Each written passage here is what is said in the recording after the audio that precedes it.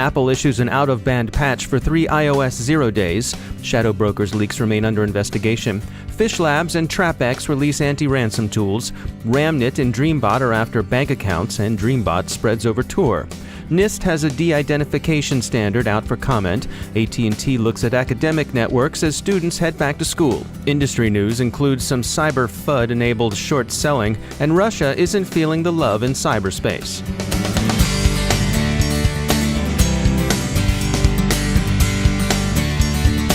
Time to take a moment to tell you about our sponsor, Recorded Future, the real-time threat intelligence company. Recorded Future's patented technology continuously analyzes the entire web to give cybersecurity analysts unmatched insight into emerging threats. We read their dailies at the CyberWire, and you can too. Sign up for Recorded Future's Cyber Daily email to get the top trending technical indicators crossing the web. Cyber news, targeted industries, threat actors, exploited vulnerabilities, malware, and suspicious IP addresses. Subscribe today to stay ahead of cyber attacks. They watch the web so you have time to think and make the best decisions possible for your enterprise's security. Go to recordedfuture.com/intel to subscribe for free threat intelligence updates from Recorded Future. It's timely, it's solid, and it's on the money. That's recordedfuture.com/intel, and we thank Recorded Future for sponsoring our show.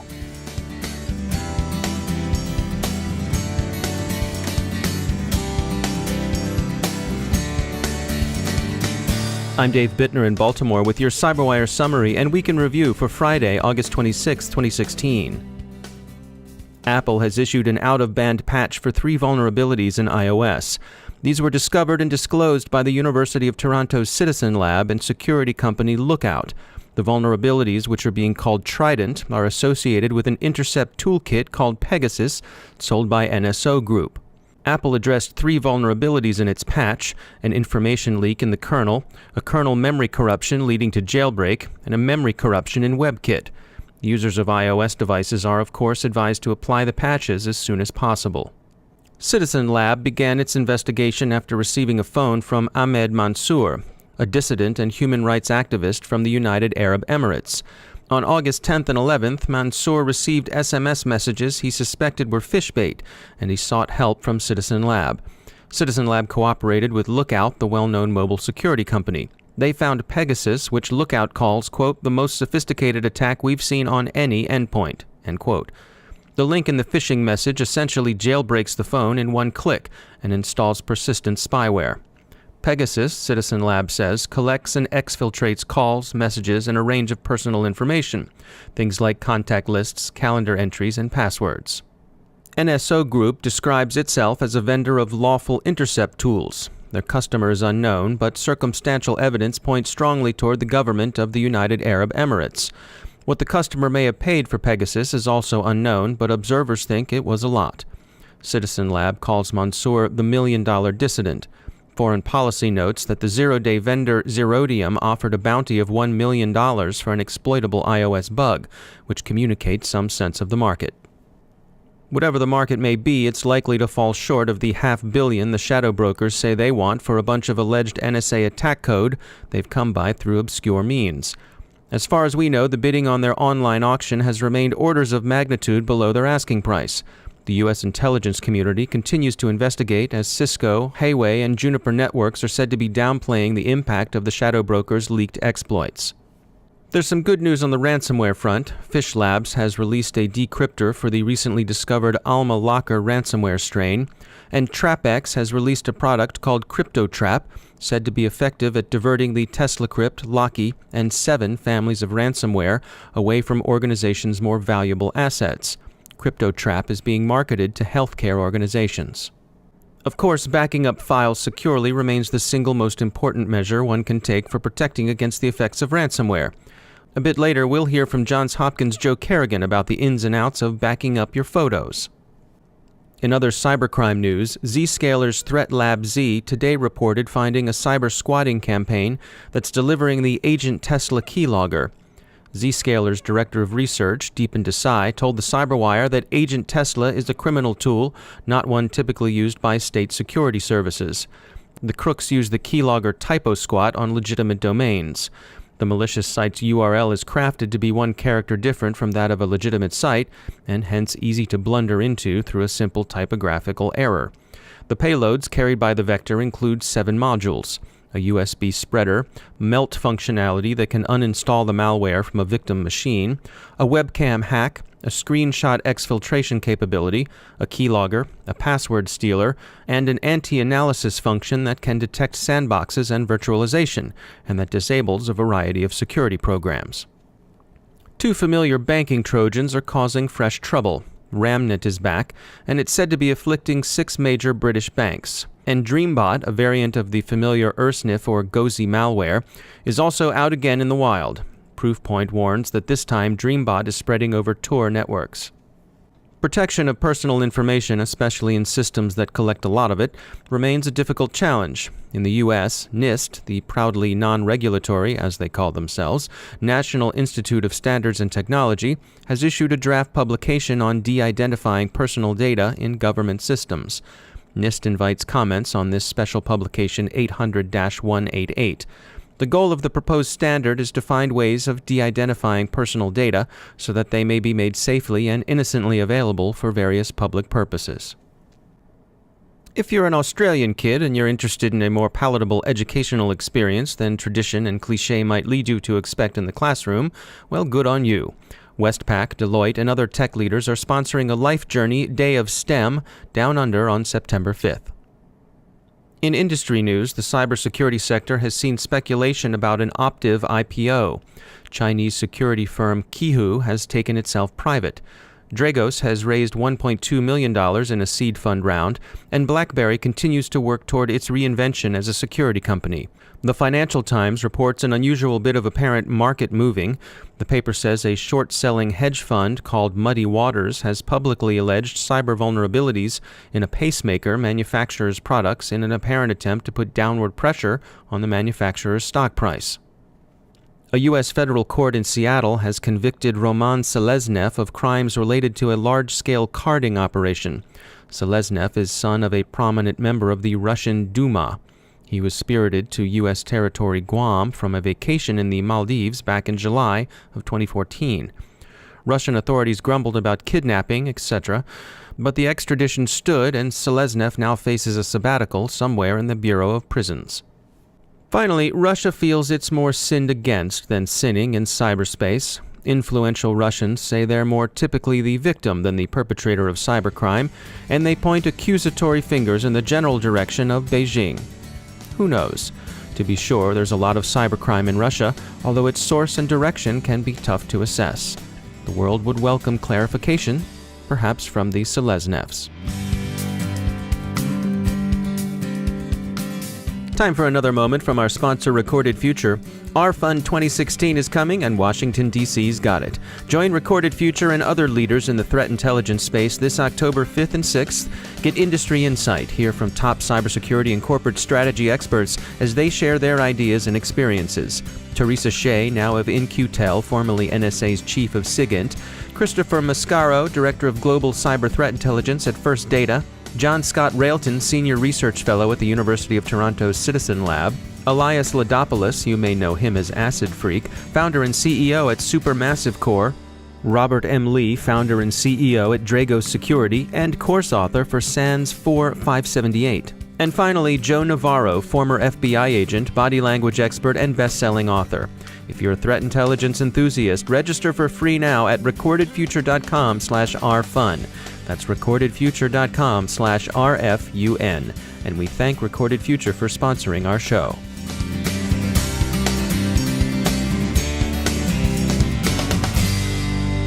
Joining me once again is Joe Carrigan. He's from the Johns Hopkins University Information Security Institute. Joe, a friend of mine, she recently lost her phone.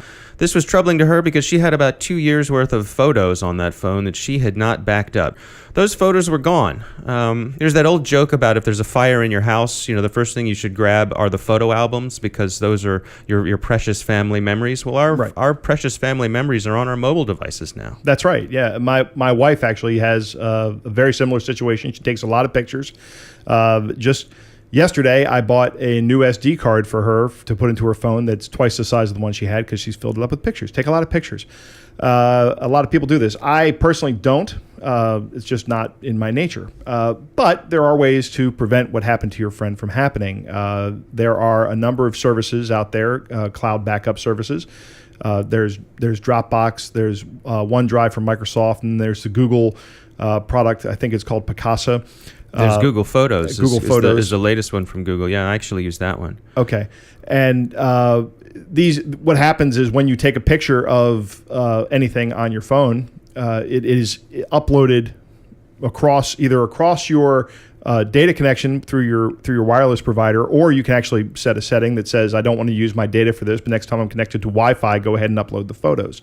And then these photos are stored in the cloud for you on these service providers' sites. And of course, the security angle is you're gaining the benefit of backing up your photos, but on the other hand, now someone else has your photos. Correct. Yeah, exactly. And you have to make the decision of what the trade-off is, and you also need to understand the terms of use. Of course, right. You need to read the end user license agreement. Yeah, because we all do that. Right. Absolutely. Yeah, I mean, the thing that's impressed me about Google Photos are the search capabilities are absolutely amazing. Like I can put in I have family photos in there. I can say, show me all the photos of people in the snow who are sledding, and they all pop up, and it's like magic. It's amazing. I haven't played with Google Photos, but I'm going to have to take a look at that. That sounds like an amazing capability. And the thing, too, I think, is that if you can use one of these services that's effortless, where you don't have to do anything but install the app or make it happen, correct, that's a great way to ensure that these precious memories are actually getting backed up. Right, so it's a good way to protect your photo data. All right, Joe Carrigan, thanks for joining us. My pleasure. I want to take a break and tell you about an exciting CyberWire event happening next month, the 3rd annual Women in Cybersecurity Reception, taking place September 27th at the Columbus Center on the beautiful waterfront in downtown Baltimore. The Women in Cybersecurity Reception highlights and celebrates the value and successes of women in the cybersecurity industry.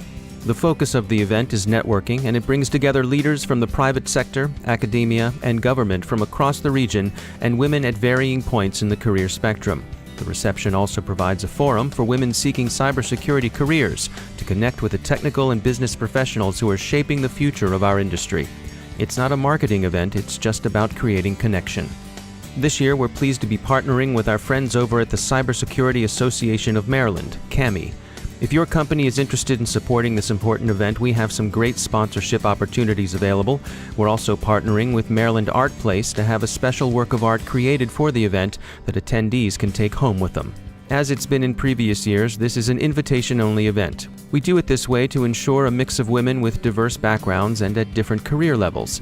If you're interested in getting an invitation to this year's event, tell us a little bit about yourself and request one at our website, thecyberwire.com/WCS. That's thecyberwire.com/WCS. We look forward to hearing from you.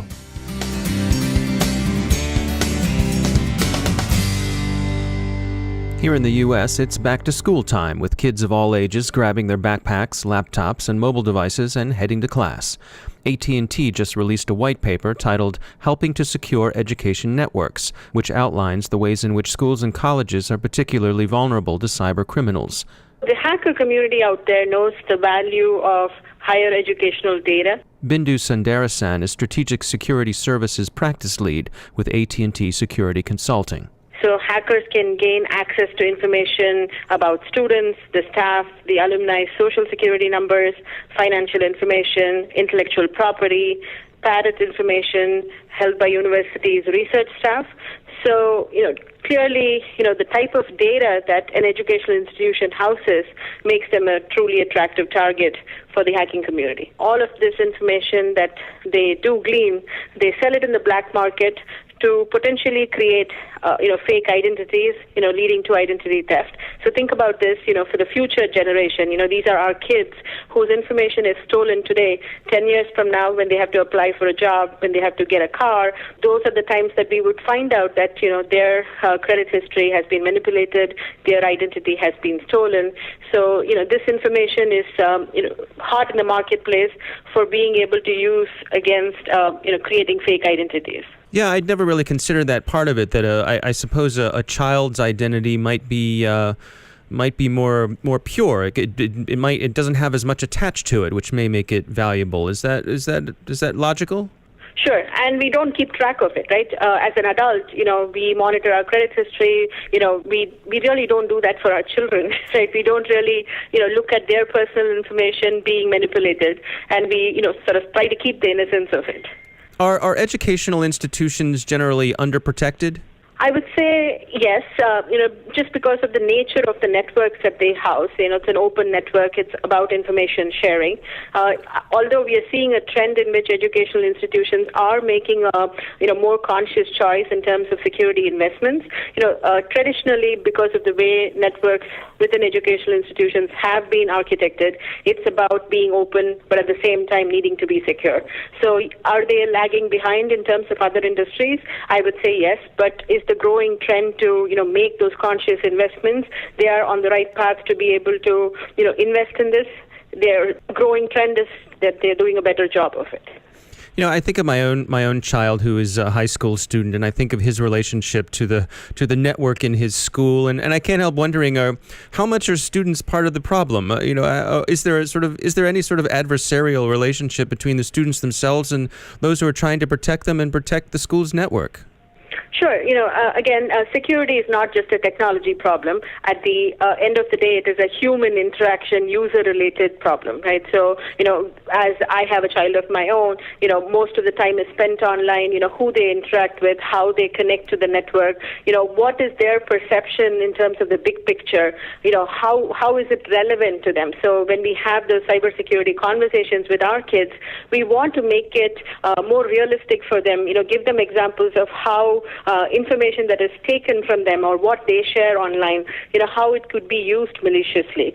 Give them that big picture, have that talk with them about cyber safety, and talk to them about why we want to install parental controls. Why do we want to ask them for information on which sites they're on, what are they doing on Snapchat or Instagram for that matter, how all of this information can be weaved together to create a social profile of them, by some malicious user. And so what kinds of attacks are most common against educational institutions? So, for the larger universities and, the larger educational institutions, we've seen the DDoS and the ransomware to be one of the most prevalent types of attacks. We're seeing that, at the end of the day, the exploitation is done so that, you get the bandwidth of a larger institution and you're able to use them against a DDoS attack that you want to perform for another organization. It's also about collecting this valuable research information. So we see nation-state actors as part of an organized crime ring going in to see, how they can get access to research data, whether it's nuclear research, whether it is, cancer research, all of these, patent information that they want to gain from. So DDoS and ransomware would be the top attacks. We are also seeing a growing trend with, phishing scams as well as web application and mobile apps related attacks as well. And then for the enterprises themselves, what kinds of things should they be looking out for? So I think the concept of a layered security protection, so the defense in depth approach, back to the basics in terms of making sure that you're securing at each layer, the network layer, the endpoints, the application layer, as well as have a risk-oriented, security strategy in place. You cannot protect everything equally, so understand, where you're collecting the sensitive information, how it's being housed, what are some of the basic steps that you can take to educate your user community. Make sure that security awareness and training is part of that initiative, because ultimately you can invest all the tools and the technologies, but then the end user, would be the weakest link. So make sure that you train your users as well. That's Bindu Sundaresan from AT&T Security Consulting. Their new white paper is Helping to Secure Education Networks.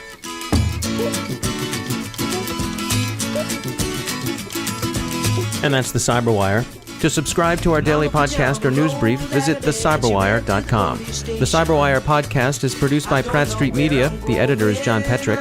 Our social media editor is Jen Iben, and our technical editor is Chris Russell. Our executive editor is Peter Kilpie, and I'm Dave Bittner. Thanks for listening. See me and Julio down by the schoolyard. See me and Julio down by the schoolyard.